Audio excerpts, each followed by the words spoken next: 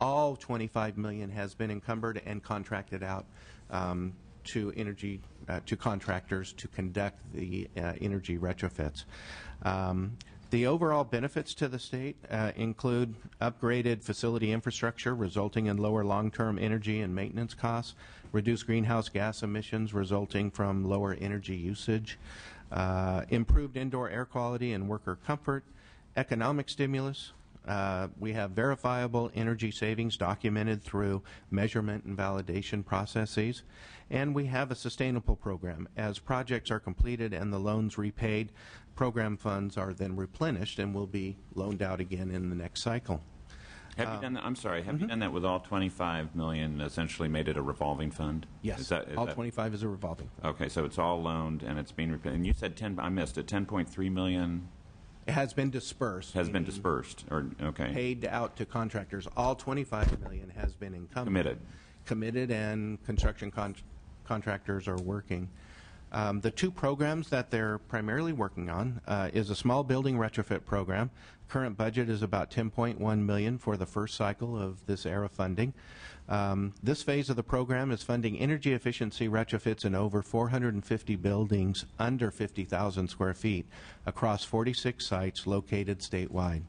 Benefits of the small building program include payback period of less than 7.5 years, large market for improvement. There's over 11,000 state-owned buildings that fall in this category. These are the DMVs, CHPs, EDDs, the smaller buildings.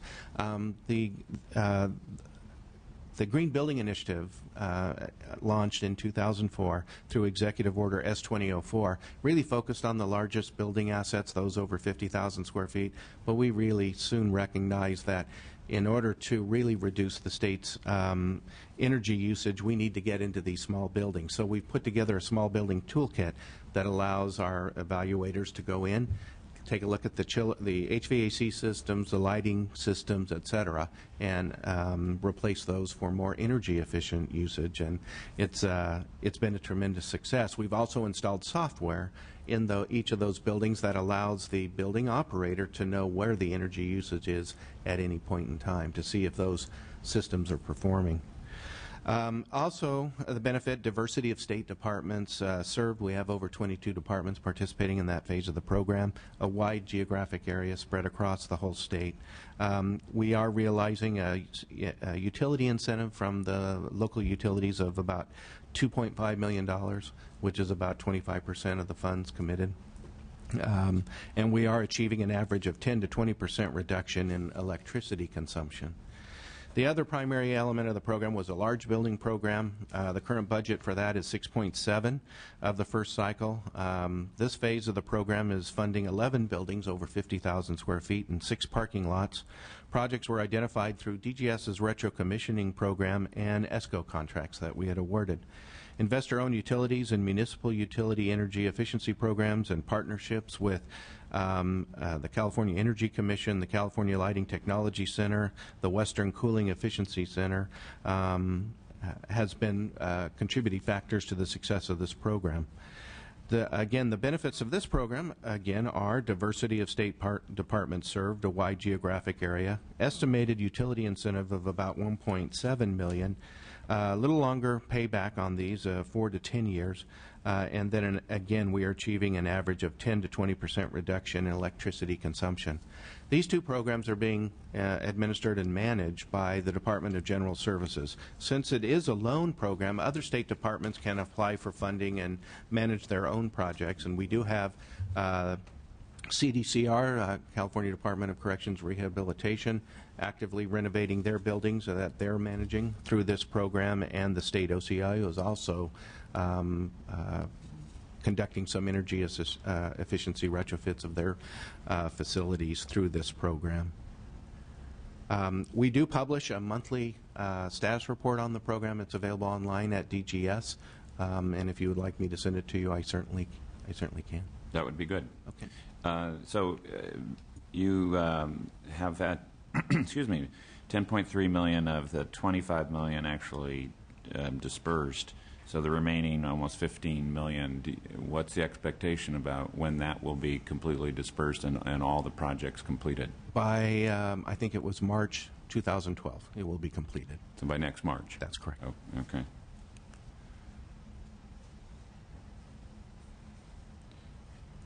And you talked about some savings. Do you have an actual savings to date and that becomes ongoing, and an estimated savings for when all the projects are completed? The current projection for annual savings for the whole program is 30,215,000 kilowatt hours of electricity, 827,000 therms, and estimated savings of about 4 million, 3.977 million on annual savings in energy. So Is that dollars? that's dollars. The 3.9 is an annual savings in dollars.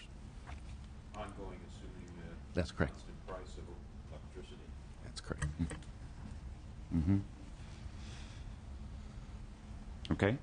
And then economic stimulation, some jobs, I assume, that you've calculated were created or sustained. Yes, we have to report to, of course, the Department of Energy and the Department of Labor on the jobs created. We're estimating, using the President's Council of Economic Advisors statistic, we're estimating 270 jobs developed from this program. Okay. All right. And this is all information contained in the report, I'm assuming, and that you also report to the federal government as part of the That's accountability under ARA. Exactly. We report through the California Energy Commission, so we're a sub-grantee from CEC, and then CEC is the primary responsibility for reporting. Okay. And Go ahead. Chairman, the jobs that are being created are Primarily in the contracting field, based upon the contractors that have contracted to do this energy efficiency work. So I these think are that- one-time jobs to do the energy efficiency, and then they move on to the next project, private or public sector. I believe Okay. so. And that's throughout the state. Yes, Okay. Servicing just state buildings that you're talking about, that's right? correct. That for this Okay. program, that's correct. Okay. Thank you. Okay, now who's next? Adam Dondro, California Technology Agency, Good Mr. morning. Chair, member. Thank you for giving us the opportunity to be here. I'm very proud of what we're doing at the Technology Agency. We're a pretty young entity. Office of the State Chief Information Officer, OCIO, as many still know us, was created in 2007 through Governor's Reorganization Plan in 2009 and AB 2408, which went into effect this January, made us a full cabinet-level agency within the Governor's Cabinet. And with that, we gained a lot of ability to set statewide policy for IT and to manage IT operations for the whole state. During the discussions for AB 2408 and for the reorganization plan, we committed to the legislature on a fair number of performance metrics. The creation of the agency was largely based on creating efficiencies, operating more effectively on how we operate IT for state government. And as part of that, we believed it was important to have tracking measures where we could show the gains that we're creating. Again, it was just this January that we were formally statutorily created as the California Technology Agency. But just in our short existence, we think we have a lot of progress to show. Some of those performance metrics, we've eliminated almost 2,000 servers statewide. Others that we've kept we're virtualizing, which means consolidating within more efficient servers that use less energy, are able to process data in a more efficient manner. We've reduced data center square footage floor space by 100,000 square feet. In doing that, we eliminated the need for a new data center that would have cost $40 million to construct, along with the ongoing maintenance costs for that building, no longer necessary. We continue along with those efforts beyond that 100,000 square feet. We've moved all the state's email boxes into one security hub, as opposed to everyone contracting for their own services. There's one statewide hub that everyone uses, eliminating millions of spam and junk email. Are all these being based in California? To the best of my knowledge, to the extent that we can, we try to provide these services ourselves. One of our goals is to minimize Bringing it in-house? Correct. The question is prompted due to the recent interaction I've had with the court system and their computerization process, and the fact that they were going to locate it out of the state in Arizona, their central hub or main processing mainframe. Right. To the extent possible, we bring things in-house if we can. We're developing a federated data center so that instead of contracting out data centers or folks handling their own, we have one statewide option where you bring it in and we manage it, and we have state employees who handle those things. I'll have to get back to you on where that is located. Our main data center, yes, in California, absolutely. In Northern California. Our main data centers here in the Sacramento area are disaster recoveries in Vacaville. Okay. Thank you. In addition to the reorganization, we also have committed to consolidation efforts that go hand in hand with those, such as reducing the number of servers we have statewide. In doing that, we had over 100 different email systems statewide, everyone different contracts, different agreements, different prices. We're reducing it down to 2 options, one operated by the state, one operated by Microsoft through CES, one of their contracts. We have 98% of the state's 180,000 emails have begun the process of moving to one of those 2 systems. We're also consolidating our network for the state. We have 99% of all statewide circuits have begun the process of moving over to that instead of having separate systems throughout the state. Let me just ask a question. So, I have a chart dated 2/10/2011 that shows email decision status by agency, and shows 24 departments as having migrated, finished their migration.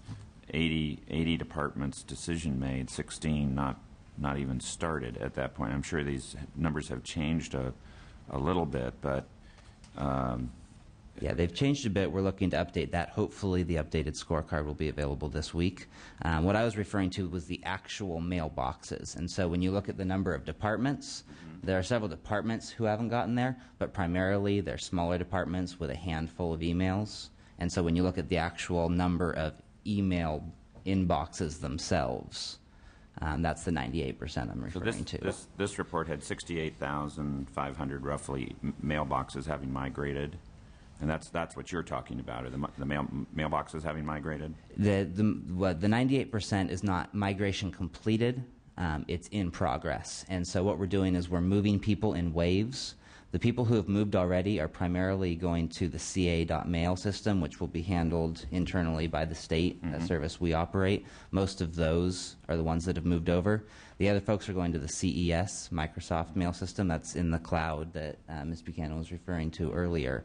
A lot of folks have chosen to go with the cloud system, and that's through a contract. And so with that contract, we have 5 different waves. Wave 1 is underway. So one, rather than trying to move 100,000 mailboxes at one time, it'll be spread out over the next year or so. How many have actually migrated, completed the migration? We're at 70,000 total mailboxes have completed migration. 70 of the 100,000?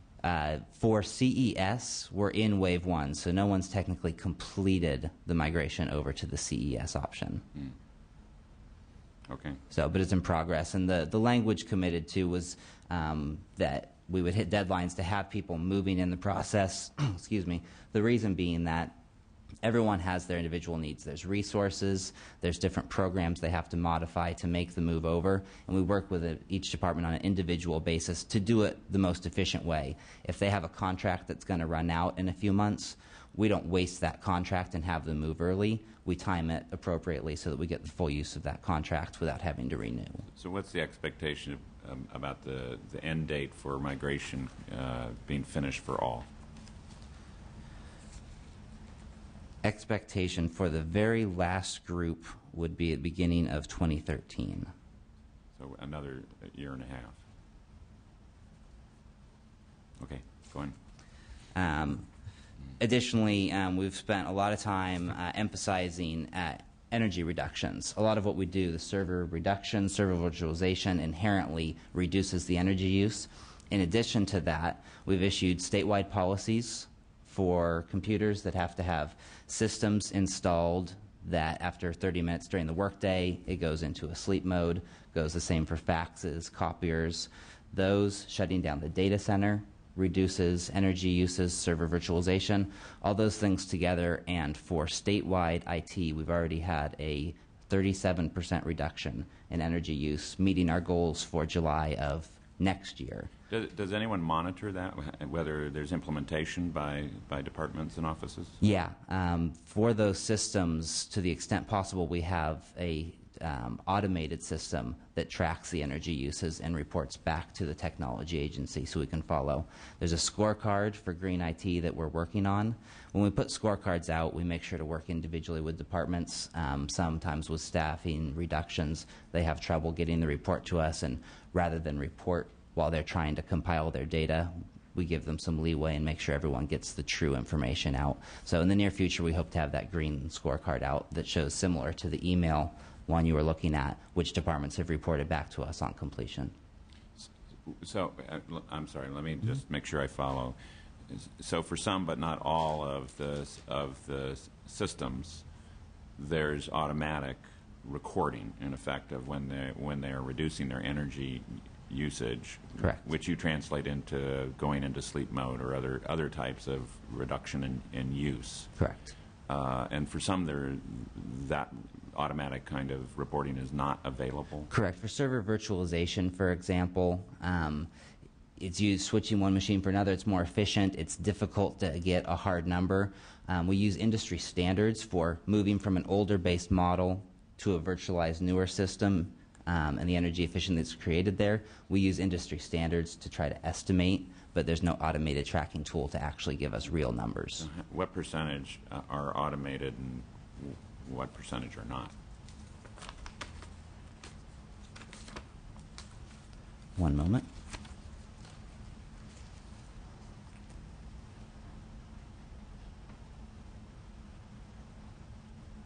It's about 50-50. And so in the case of those that aren't automated, then how are those monitored? The biggest chunk of the non-automated is the server virtualization. And so that's a very hands-on process that we sit down with departments and look at their data needs, their storage needs. Does virtualization make sense or not? Part of that process of reducing data center square footage is looking at, can you virtualize, move to a cloud environment, and shut down your data center entirely? And so in doing that, we're very hands-on. And so we know the number of servers that are actually virtualized. And then based on that, we use industry standards to estimate the energy savings. I see. Okay. Okay. In addition to those, there's also processes that it's difficult to estimate actual savings, but there's undoubtedly efficiencies. Our program management office has worked hard over the last several years to have a statewide system of project tracking. You see in the newspapers through Sub 4, you see a lot of projects come through that are high profile, the court case management system that's gone through. We didn't have a good project management system in the state before our agency existed. In creating a professionalized organization that tracks and monitors and oversees those projects, we can, one, look at project requests that come in and eliminate duplication by looking at, is one department trying to build a system that could be utilized by 2 or 3 departments? And 2, do they have funding in line? Do they need this project now? We can look at those, and we have hundreds of millions in savings by not starting those projects. But even more, we can step into projects like the court case management system. The legislature asked us in 2009 to do a review and recommendation on that.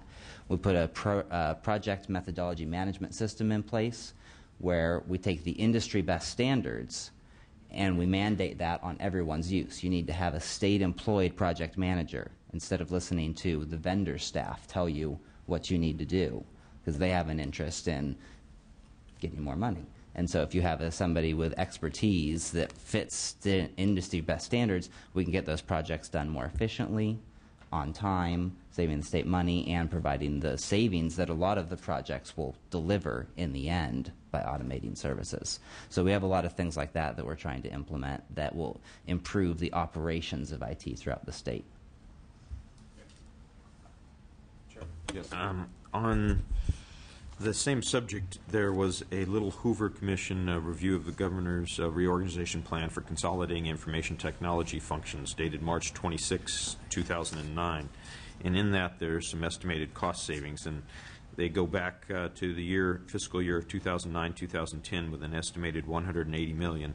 Question comes about naturally, having passed by 09 and 010. Did we achieve $180 million in savings? Yeah, it's a difficult task to identify the savings in that manner, partly because when we look at the savings historically, the question is asked mid-year, and if you make this change, can we take this money back from departments and score it as savings? As an agency, more what we look at is costs that will not be incurred because the efficiencies were handled. So Avoided costs or deferred correct. costs. Exactly. Because in 2010, they're looking at another $250 million in estimated savings through this, with a total over the 5-year period of $1.7 billion. And some of it can be identified as deferred potential costs and by avoiding purchases or contracts that you may be engaged in. But have you been keeping track of that, and how does it compare with the Little Hoover Commission's identified we do keep track. I savings? don't have something I can provide specifically, but we are tracking it, and we will be meeting again with the Little Hoover Commission later this year. I believe they're going to bring us back in for another update. Things like the $40 million cost avoidance by not building a data center add into that. We operate the state's Office of Technology Services, formerly Department of Technology Services, DTS, by creating efficiencies, by bringing the statewide resources that are being funded separately and inefficiently, bringing them in-house within the Office of Technology Services. We've been able to reduce rates by over $65 million for departments. Those add in, but again, when a department puts in their budget request for the following year, they use the lower rate numbers. And so it's never up front shown, but we are tracking that. And hopefully by the Little Hoover Commission we can put together some documents. I'd like to consider inviting them back after their meeting with the Little Hoover and reviewing those documents in terms of what, particularly something that is a technology that is doing nothing but growing and servicing the state and the citizens, such as the information technology, and what type of savings we are able to achieve. I think we'll want to stay very much in tune with what's occurring.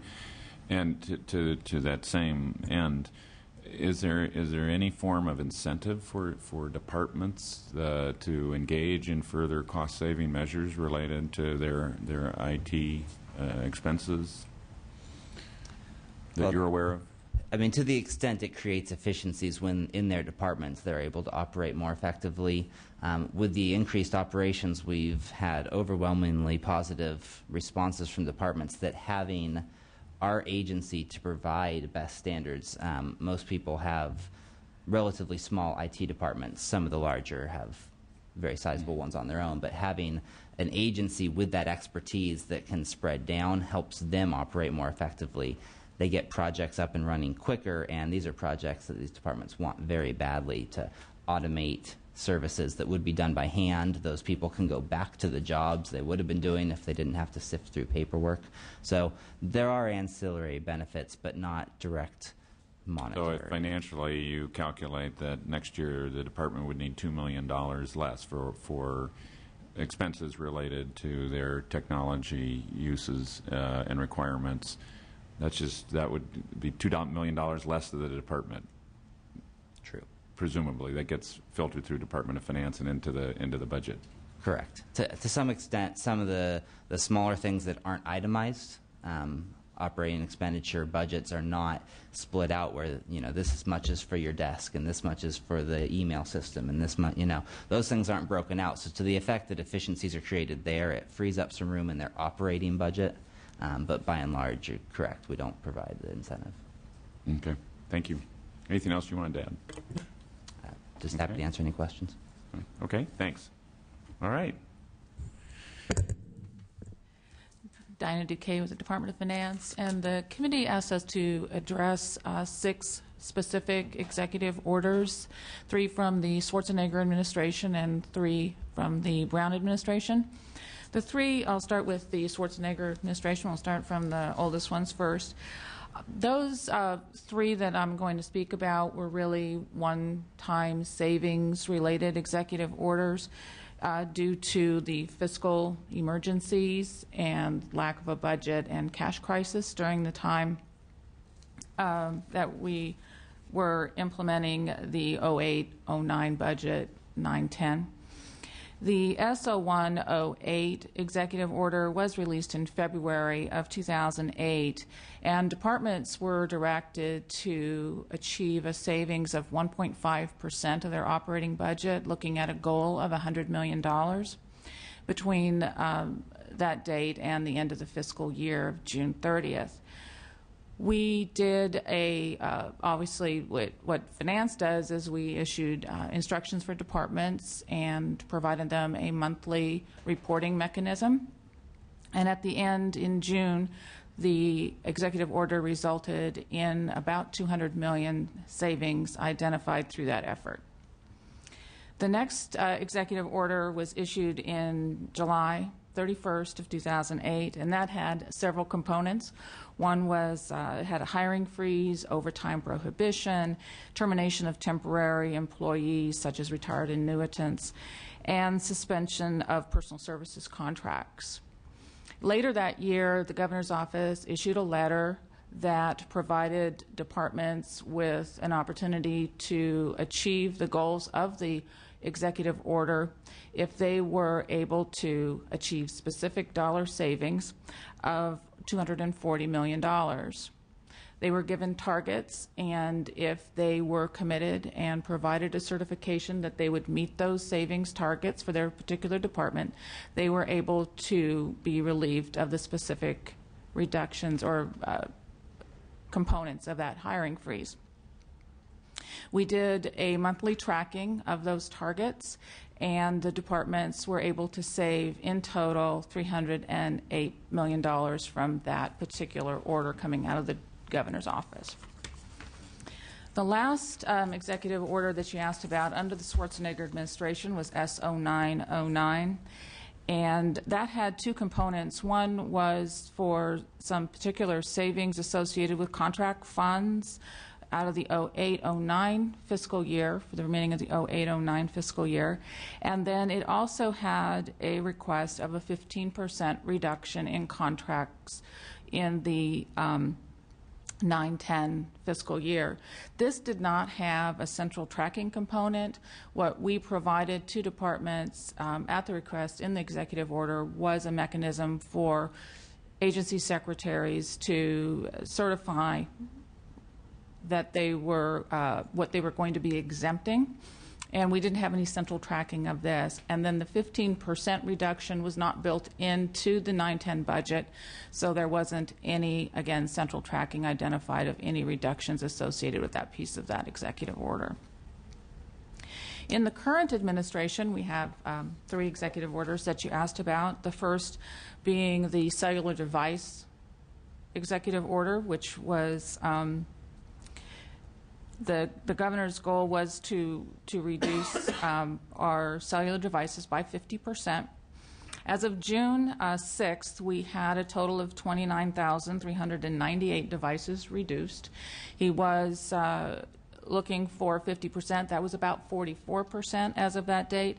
We did go out and request additional reductions from departments with a goal of 33,559 and an estimated savings of $13 million. Departments were supposed to report back to the Department of Finance last Wednesday.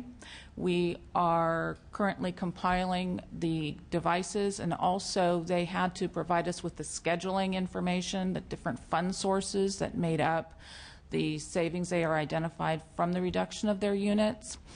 And we're compiling that information, and after we complete all of our tallying, what's different in this executive order compared to what I spoke about in the Schwarzenegger administration is that through Control Section 3.91B of the current budget, we will be taking those dollars identified by the individual departments, and we will be making a baseline reduction by the amount that they indicated was saved through the elimination of their individual departments. So that will To be the an department's budget. yes, that will be an ongoing savings at baseline reduction. Okay, so you mentioned $13 million in savings. That's if you get to 50%? That's that was the goal. If we get to the 50%, yes, And we'll. that's largely what, service contracts or? Pardon me? The $13 million consists of? Of not paying that monthly cellular bill. The service contracts? Correct. Yeah. Yes, that's what we would be looking to save on an annual basis. And again, based on the scheduling information received from the departments, we will be making those baseline adjustments. Mr. Chairman, just a quick question. Since we're reducing the number of cell phones by 50%, who are the people that had, do you have some examples that had cell phones that are giving them up or being told to give them up?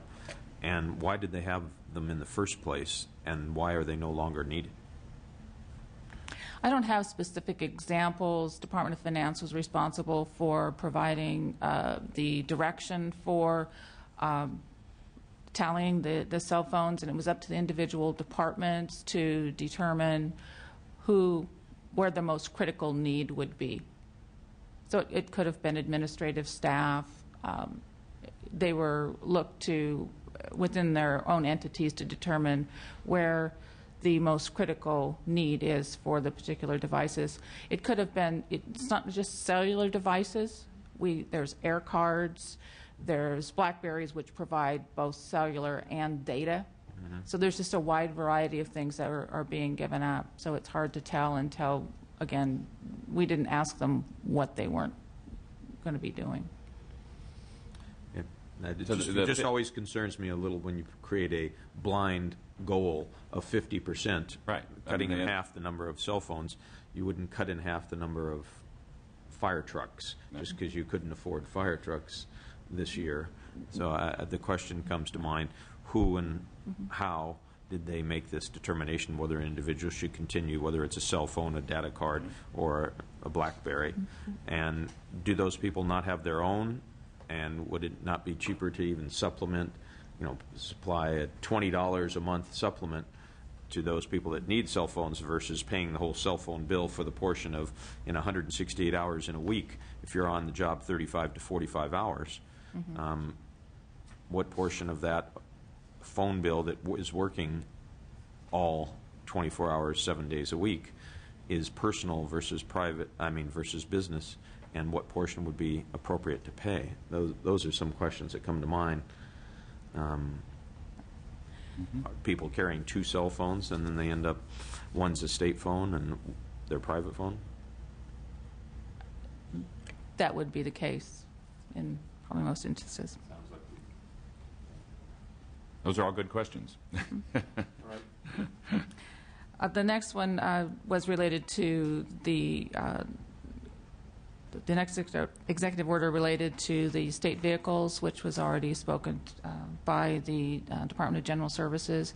And again, we'll be working with them once the vehicles and the home storage permit things, all that has been done. We'll work with them to identify the amount of savings in the individual departments. The last executive order is the hiring freeze, and that is continuing. And as far as determining the effectiveness of the hiring freeze, what we did was request a report from the State Controller's Office looking at year-over-year changes in employees basically being paid, number of employees. And looking at January, the state was down 1.49%. And as of May, we were down 2.73%. So that is showing a reduction in the number of personnel year over year. Would you repeat those numbers one more time? In January, it was we were down 1.49%, and that grew to about 2.73%. And that's comparing month over month. And the reason it's important is because we have seasonality. We have some. I understand. But Yeah. what was the Okay. last month for the 2.7? 2.73 was May. May. Mm-hmm. And that's compared to last year? Same months last year. Mm-hmm. Is that filled budgeted positions as FTEs? Those were the ones that basically were getting a paycheck. Okay. So that's how you can. But calculated to be FTEs. Correct, because it would be whoever is. Right. Right. Okay. So we were down, and we didn't compare the dollars because it's very difficult. We had furloughs and a number of things that are going to, sway your dollars. So the real true test we felt was to look at personnel because that was. And this is across the entirety of state employment. Correct. These were just in total all numbers. the executive officers as Yes. well. Okay. Okay. Okay. Thank you for that. I am curious whether, and again, I don't know if you were the right person to respond to this, whether finance has looked at broader initiatives, again, thinking about what Los Angeles County has been doing, which is reflective, frankly, of other instances I'm aware of looking at broader-based initiatives to develop approaches to efficiencies and savings and then sustaining them over time. Included, I'd say, in that orbit, we heard some references earlier from committee members to performance-based budgeting, which is something most of us who come from the local level have a bit of familiarity with and found to be an approach that was quite beneficial. We're rather surprised when we get to the state level and see that budgeting isn't anything like that, or it doesn't appear to be, at least from sitting in this chair. Can you make some comments on the broader initiatives idea? In the budget this year, we do have specific section or 3.91 section of the budget dealing with the efficiencies in state government. We, in working with the departments, have already identified and got approval from the legislature for reductions in commissions and boards and one consolidation of the SPB and DPA departments, which will go a long way into making ongoing savings. We're continuing to look at that. There have been reports in the past regarding performance-based budgeting, and I don't think I have to tell you we haven't quite got there yet, but I think we're continuing to look at those types of efficiencies and looking how we can be more efficient in state government and achieve additional savings. And we're going to be spending a lot of time this year in focusing on efficiencies. And this particular administration has really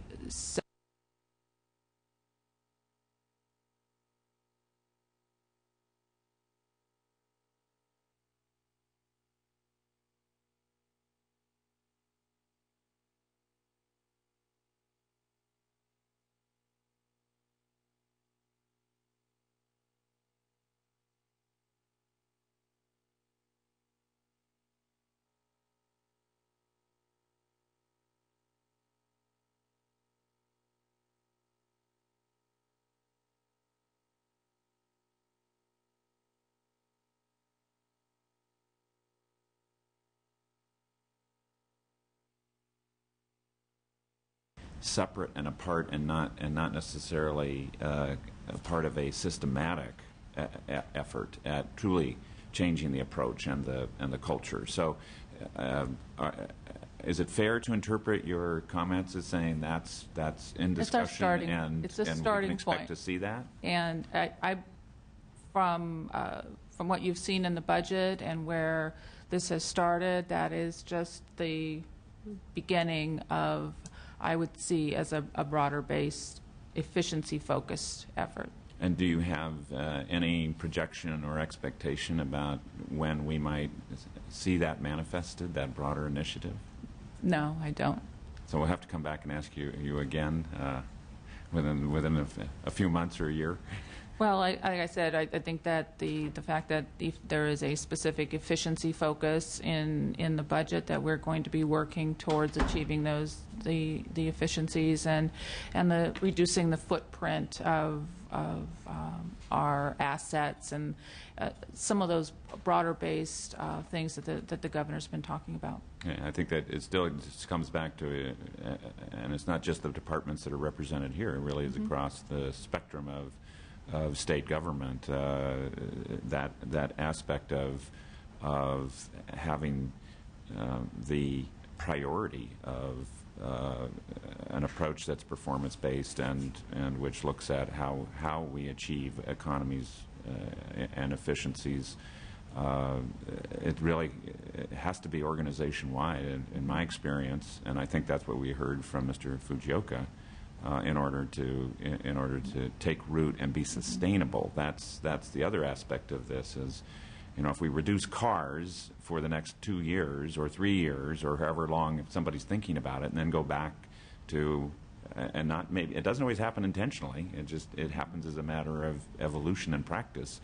You go back to the same way you were behaving previously, you really haven't accomplished anything but a short-term result.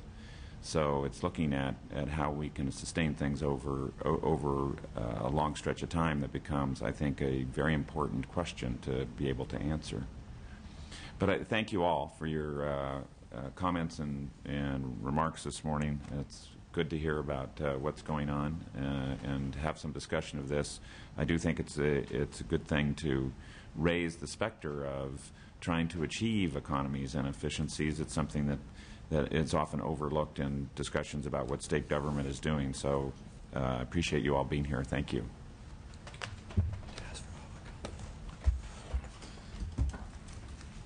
And we will take public comment if anybody is here who wants to offer any.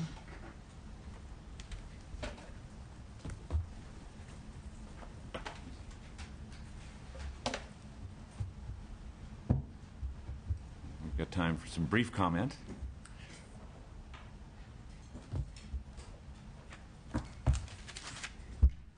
Good morning. Chairman, members. My name is Caroline Cabillas. I'm with the Board of Equalization. Our chairman, Jerome Horton, was aware of this committee hearing and thought it appropriate that we might offer a few comments. We spoke with your office this morning also, and they thought same. As we listened this morning, we could speak for the board and the last several years of how hard the board has worked to reduce its expenditures in the areas that you heard about from the other agencies. We've reduced expenditures for equipment purchasing, vehicles, cell phones, etc. We've surveyed out older vehicles with high maintenance costs, printers with high maintenance costs, and so on. But we think what's more important, that we'd like to offer you a little different perspective than some of the others that spoke this morning, is where the board has spent its resources. First, the board has invested in a lot of electronic initiatives where those electronic initiatives, automation activities, have reduced more of our labor-intensive costs and activities, while at the same time providing broader job opportunities for our impacted employees. But probably most important is that we've implemented several programs at the board with high return on investments. And I'd like to introduce Amy Kelly with our legal department to specifically describe some of that activity. Good morning, Chairman Dickinson, members. Thank you for this opportunity to speak. I wanted to give you a little information about our new Southern California Appeals and Settlement Unit. This was a project initiated by Chairman Horton of the Board of Equalization, and I'm happy to report that I'm going to jump to the second year, which is, I think, pretty exciting, and that is we're on track to achieve a benefit-to-cost ratio of 22 to 1%, and on revenues, estimated accelerated revenues of approximately $69 million, and that is accelerating the resolution of administrative tax appeals and settlements. It benefits California taxpayers because it accelerates their appeals, and it benefits the state because we're going after the money while we can still collect it, which is faster. And so we're excited about the results of the program and looking forward to reporting to the legislature on that. So the $69 million is additional tax revenue that you calculate you've recovered that you otherwise think you would not have given your older process? Is that correct? That's close. What's happened is that starting with the decline of the economy roughly around 2008, we saw changes in taxpayer behavior. And so instead of paying tax bills, more and more taxpayers were filing protests, filing appeals, asking to settle the amounts through our settlement program.